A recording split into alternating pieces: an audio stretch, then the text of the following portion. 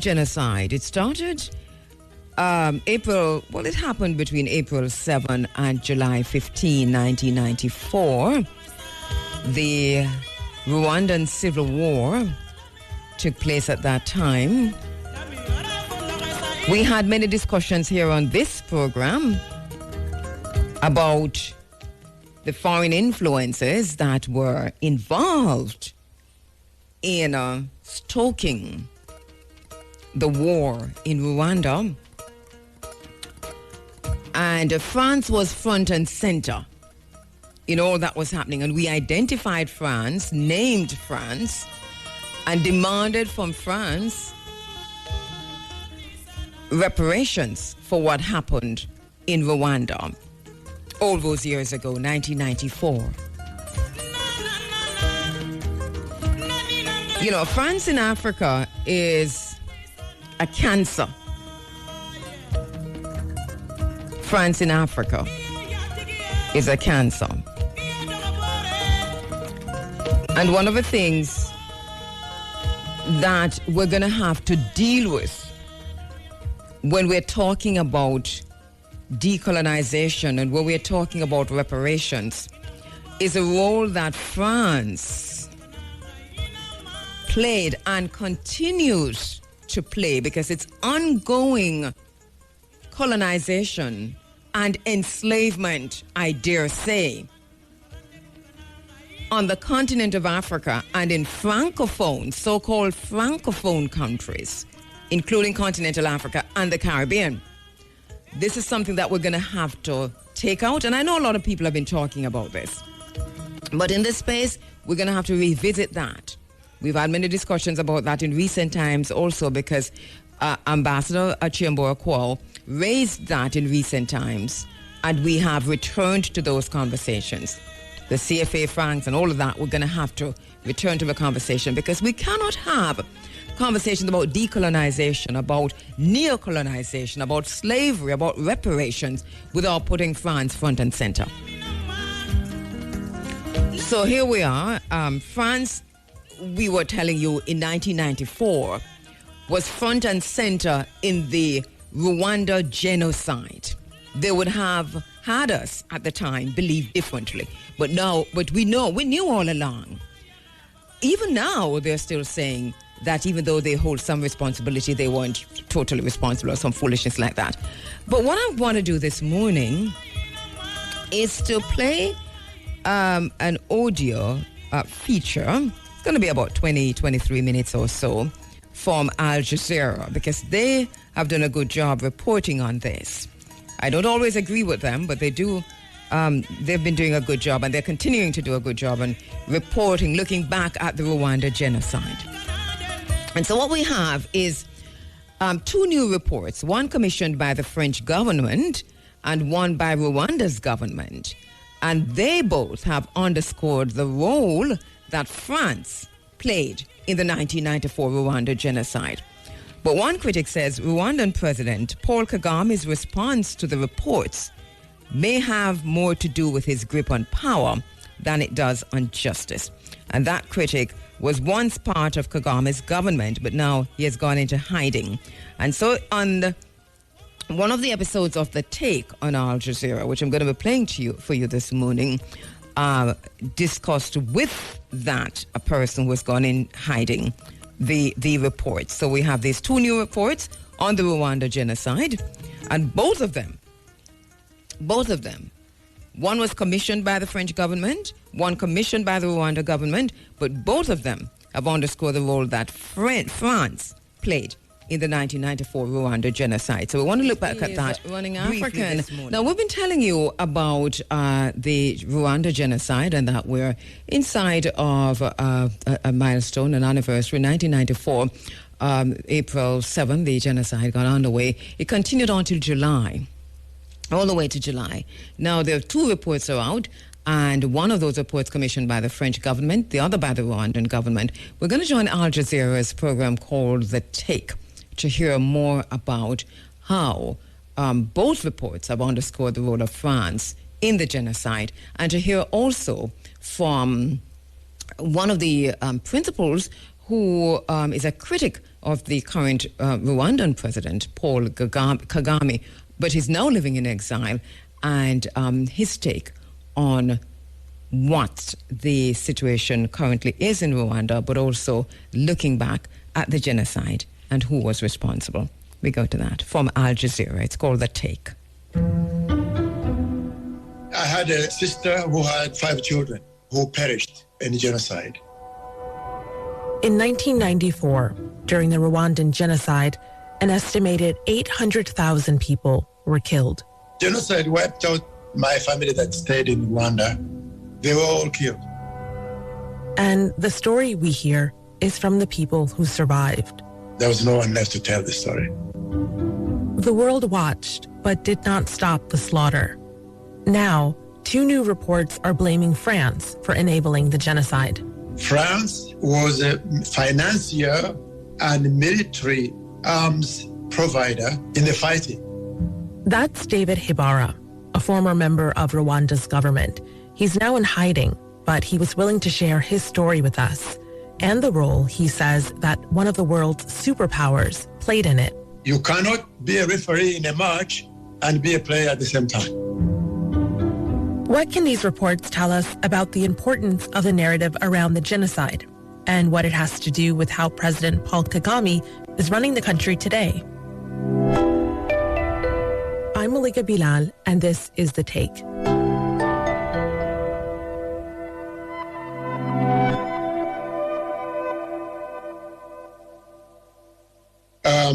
Connected now? I'm going to start by acknowledging the connection with Dr. Himbara is not perfect. Yeah, I'm David Himbara, Rwandan born. David Himbara is in hiding. The reason for that will become apparent. I just ask that in the meantime, you bear with us. Grew up initially in Uganda as a refugee, but I moved to Canada. That's where I grew up, did my education. I'm an economist by trade. I have taught in various universities, consulted with international organizations, the World Bank, African Development Bank. Dr. Himbara has also written several books on Rwanda, including Kagame's Killing Fields and Kagame's Economic Mirage. It's no secret that he's a critic of Rwanda's president, Paul Kagame, but that wasn't always the case. 2006, 7, 8, we did amazing reforms. From 2006 to 2008, there appeared to be some promise of reform. That was a little more than a decade after the Rwandan genocide. But before we go further, you'll need to understand the history.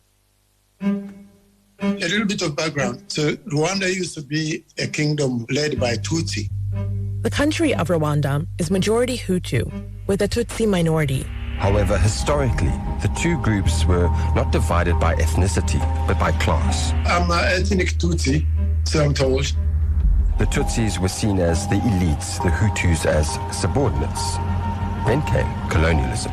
First, there were Germans. Then Belgium came in before 1920. Both colonists implemented ethnic hierarchies, with Europeans at the top. A bloody revolution led to independence in 1959. The Hutu now became the rulers. 59, 60 is when people like me and the current leaders of Rwanda, the Kagames and so on, that's when we fled as refugees. Among the many Tutsis who fled to nearby countries were Dr. Himbara and Paul Kagame, both toddlers at the time. Uganda, Burundi, Congo, and so on. Fast forward into the 90s, the Rwandan refugees decided that they had enough. If the Rwandan government returned after 30 years or so, they would force their way in. The Rwandan Patriotic Front, or RPF, was born and led the charge for a return to their homeland. So the Rwandan Patriotic Front, led by the current president of Rwanda, Kagame, forced their way back into Rwanda with arms. And that led to civil war. From 1990 to 1994, this civil war was involving basically the 2 armies, the government led by General Juvenal Habyarimana, the Hutu leader. And on the other side was Kagame, fighting with RPF, the former exiles. So I asked Dr. Himbara where France fit in. So France came on the side of the government of Rwanda. So now, how then this explodes into outright genocide was provoked by the shooting down of the aircraft that was carrying the president of Rwanda, Juvenal Habyarimana, and his counterparts. They were shot down. That basically exploded the whole thing to outright genocide. The massacre now of Tutsis, as well as moderate Hutus that were not approving of the massacres. This is what Rwandan survivors remember from those days, when Hutus, who were once neighbors, became their enemies. In the army, they told us that our president had been killed by the cockroaches, and they gave us orders to rescue our country from the enemy. They said on RTLM radio that every Interahamwe should get a machete and kill all those who differed from him in ideology and tribe, whether woman, man, or child. No one should be spared. I remember there was silence. People were scared. They were not talking. People were hiding. I and my brother hid under the bed until an Interahamwe came and pulled us out. Some of them were people we knew, our neighbors. Himbara was still a refugee, but he had a lot of family in Rwanda, including his oldest sister. The sister got married and she had 5 children. Many Rwandans were killed by their own family members, Himbara says. That was quite a common thing. Because you see, if you don't act according to what is expected of you by killing the enemy, then you'll also be attacked. So they had to do it. A commission set up by the French government has found the country bears overwhelming responsibilities over the 1994 Rwandan genocide. The investigative report commissioned by the government of Rwanda focuses on France's relations with Rwanda before 1990 until the genocide against the Tutsi occurred in 1994. 2 different governments, the government of France Très heureux de pouvoir remettre au président Paul Kagame. And the government of Rwanda came out with 2 reports. Rwanda will also have a word to say about the genocide and about that time period, and both of them implicate France. The findings we have in our hands. But before we get to the reports, remind us of how the government of then French President François Mitterrand was connected to Rwanda. So Rwanda, during the government of Mitterrand, Rwanda became much, much closer to France. But most importantly, the 2 heads of state, Mitterrand and Juvenal Habyarimana, became very, very close friends. France used to say that Rwanda was a star pupil and that the regime of Rwanda was visionary, it was developing. They pumped money there, pumped investment. So the French role in the Rwandan genocide involved financing the regime during the Civil War in 1990. It provided military arms in large quantities throughout the conflict. It provided military advisors and soldiers that are shown to have participated in the war on the side of the genocide regime. They owe the people of Rwanda an apology for having embedded themselves in tragic, calculated murder. So these reports appear to be a reckoning of that history, of that relationship, and what it brought. The one sponsored by the Rwandan government is a little over 600 pages, and it says France enabled the genocide. The report commissioned by the French government is about 1,000 pages, and it says that Paris bears some responsibility, but that it wasn't an accomplice. The one by Rwanda, researched and published by a group of lawyers hired by the Rwandan government, they insist and document that France was a financier and military arms provider, as well as training, as well as an active participant in the fighting, in the Civil War and in genocide itself. So now let's move on to the other report. The French one had access to all this archival material. It shows the financing the training, the quantity of arms that went to Rwanda, the number of military officers at the war front during the killing, the roadblocks that trapped Tutsi. The report actually shows how the operation ends up not saving the Tutsi, but rather protecting the killers and also creating an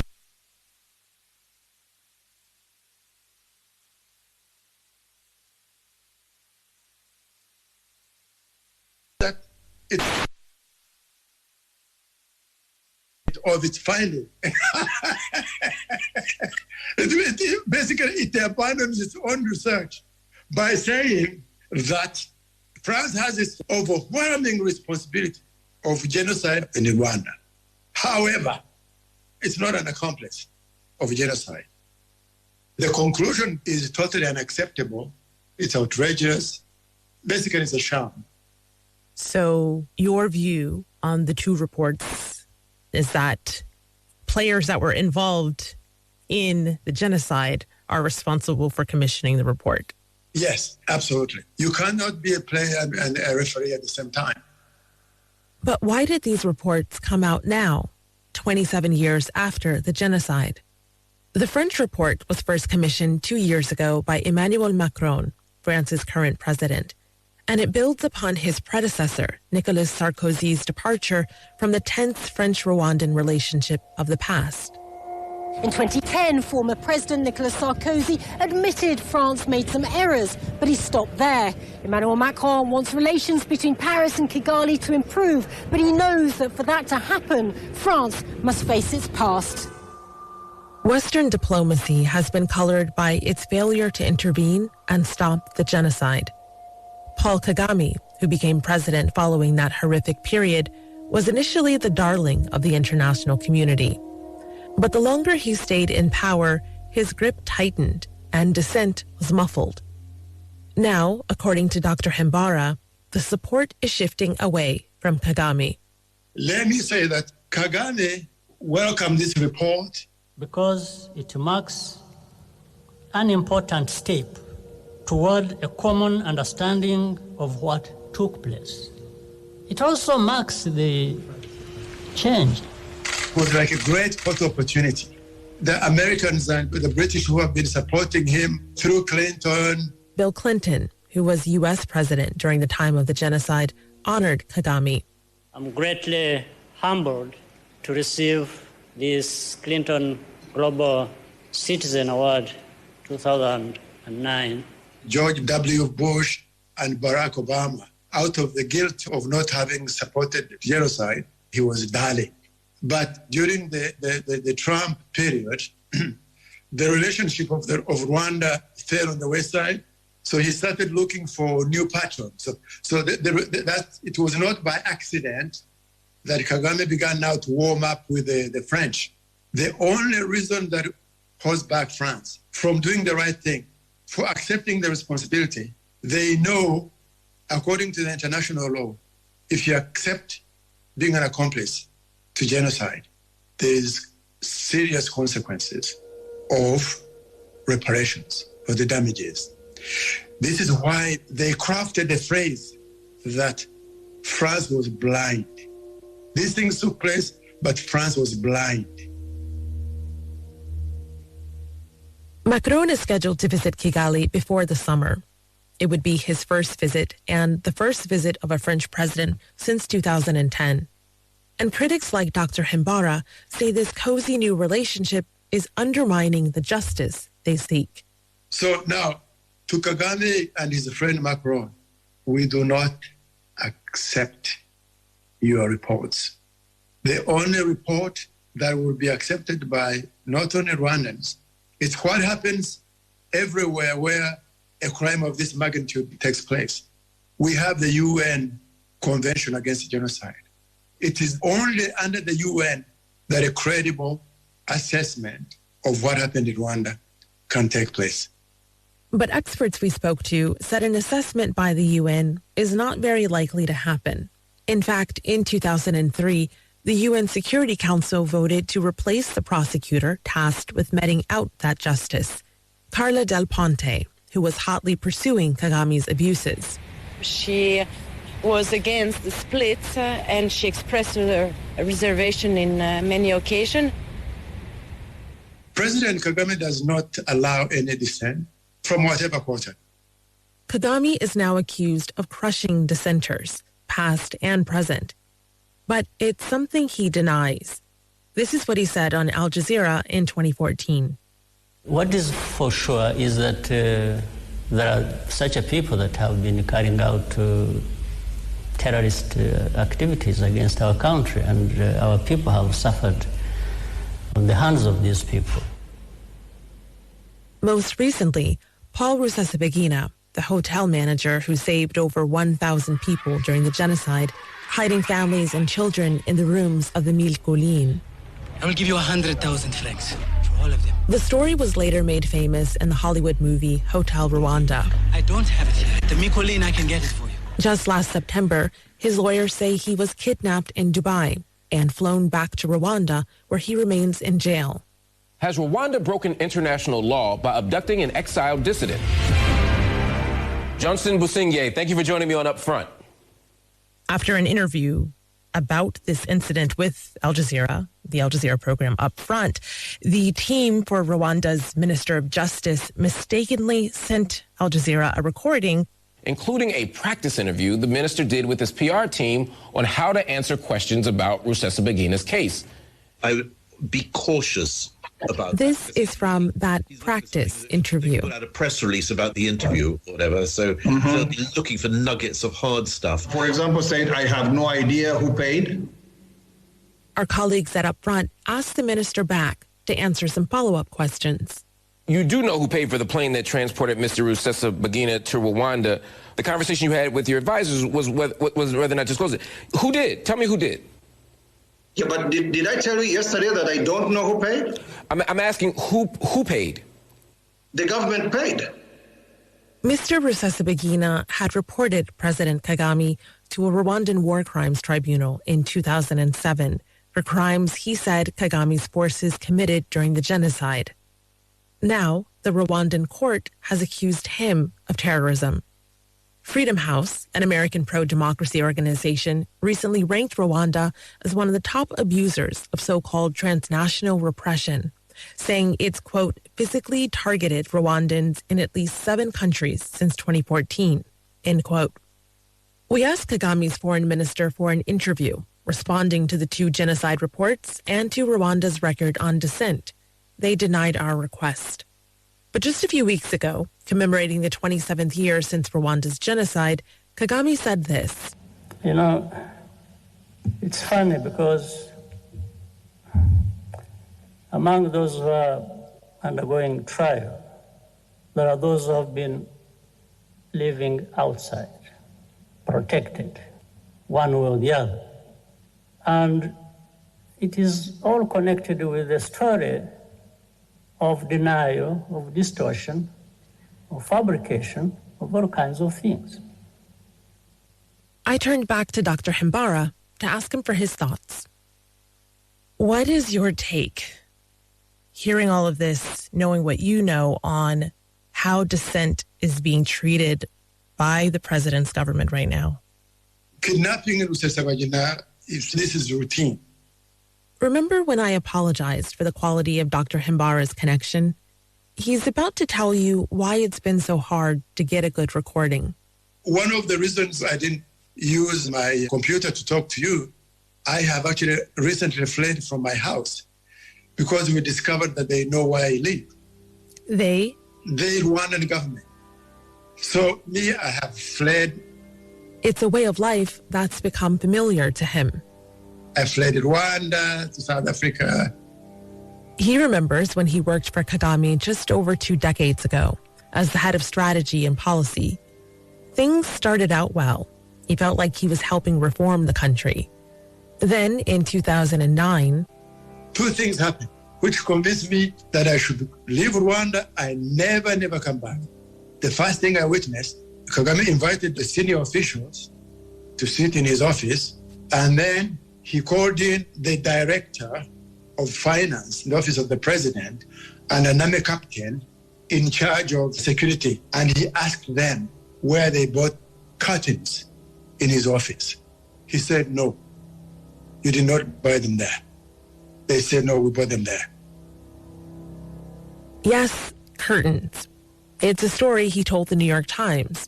For him, it's the story of Kagame refusing his staff's narrative, even for something as simple and seemingly inconsequential as curtains. Then he says, lie down.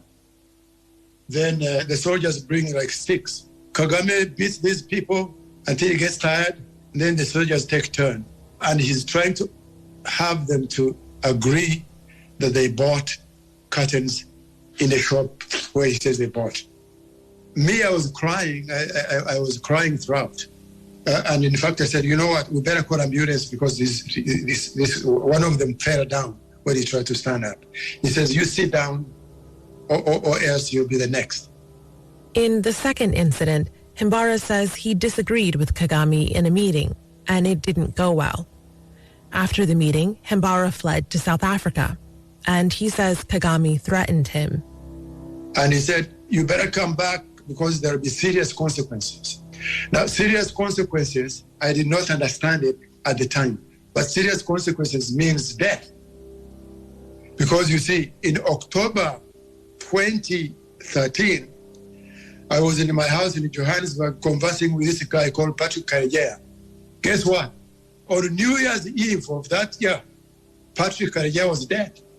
Another of President Kagame's former senior officers, turned exiled dissident, Patrick Karegeya, was murdered in a hotel room in Johannesburg. Other opponents have perished in similar circumstances. And that's when I fled to Canada. But even there, he's been advised to follow a strict security protocol. They said the likelihood of somebody coming to kill you here in Canada is zero, but the possibility of putting something in your drink is high. So he avoids meeting with his fellow Rwandans, amongst other things. But despite his precautions, very recently, he got a letter that made him think the Rwandan government knew where he was. I got my envelope and I ran from that house, my house. I'm now in an apartment. So I have this is just recent, just the other day. Because, I realized that they know where I live. There's no way that I can stay in that place. So this is ongoing. It doesn't stop. You are surviving. You are. I have a final question for you. What would you like to see happen in Rwanda? What I'd like to happen is a different ending in Rwanda for once. But still there's hope that the ending will be different so that this man can face the law. And that's The Take. This episode was produced by Amy Walters with Nay Alvarez, Alexandra Locke, Dina Kispe, Nagin Oliai, Priyanka Tilve, and me, Malika Bilal. Our sound designer is Alex Roldan. Our script editor is Tom Fenton, and our executive producer is Stacey Samuel. We'd also like to thank Michaela Wrong, the author of Do Not Disturb, a book about the murder of Patrick Karegeya. Special thanks also to our own Malcolm Webb. We'll be back on Friday. All right, so that report, of course, from Al Jazeera, but it is really significant in two ways. One, for the first time, we have France saying that they hold some responsibility for what happened in the Rwanda genocide. Of course, they've stopped short, as you heard in the report, but them stopping short doesn't change the fact that this is well known. In addition, the call for reparations out of the Rwanda genocide, I think is significant, and that France must begin to pay. Kagame is an interesting figure. We've talked about him many times in this space in not too flattering a way, especially because he cozies up with the West and the extent to which he, the role he plays in the Horn of Africa is similar to the role that the Dominican Republic plays in the Caribbean, which is the Western powers single out one nation, right, out of a so-called developing world, and befriends that nation and treat them as a special child. And so the rest of the Caribbean, for example, to Dominican Republic, find themselves genuflecting to the Dominican Republic. And we see how our own Prime Minister here in Jamaica, Andrew Holness, genuflects to the Dominican Republic Prime Minister. Now, it's a similar thing with Rwanda in the Horn of Africa. And you have all the other countries genuflecting to Paul Kagame. And in such a way that we also find Kagame, his role in Ethiopia and his role in the so-called terrorism in that area, I think, in terms of his response and Rwanda's response to so-called terrorism in that area, is interesting. We've talked about it a whole lot there. So two things to take away from that. We're still looking at Rwanda so many years after, 20-odd years after. 1994 was the genocide. Started April 7 all the way to July 15. It would have been ongoing now. Over 800,000 people slaughtered.